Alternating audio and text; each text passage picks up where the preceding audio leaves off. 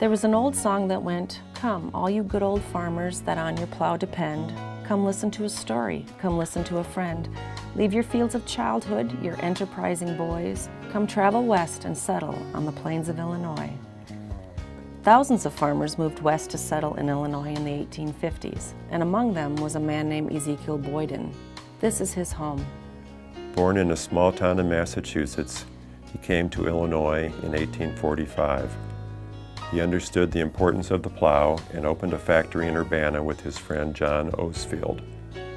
Business success with the plow factory led to politics, and in 1857, Boyden was elected mayor of the city of Urbana. During these years, he came to know Abraham Lincoln, who visited Urbana twice a year to practice law during circuit court sessions. It is not surprising that the two men would enjoy each other's company.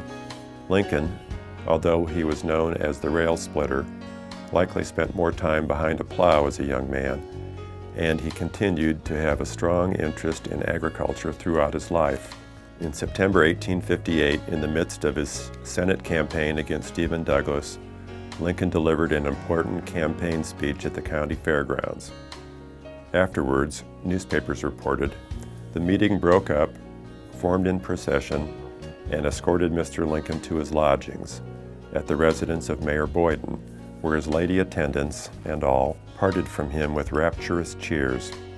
Lincoln's friend Henry Whitney recalled another, more personal visit to the Boyden home, writing, "Lincoln was very bashful when women were called on.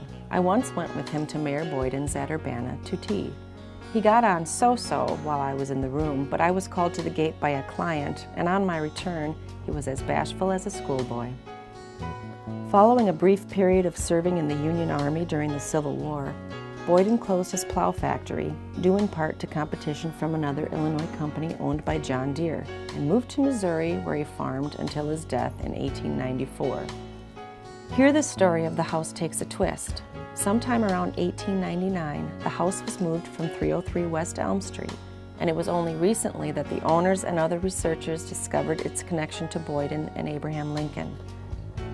The house is a side hallway vernacular type, with the gable front roof reflecting the earlier representations of the type.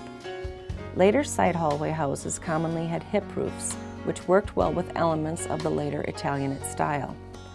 As a relatively undeveloped community, Urbana's homes were built for function and ornamentation was minimal. The house is 2 stories tall, 3 bays wide, and is entirely covered in blue wood shingles.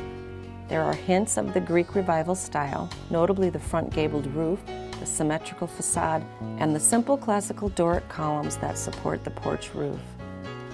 While the house is a fine example of the period, it is the image of Lincoln that lingers, ambling up the front steps with his long legs, shaking hands with his host Ezekiel Boyden, that holds particular significance. It is the one home in Urbana whose owners can boast, "Lincoln slept here."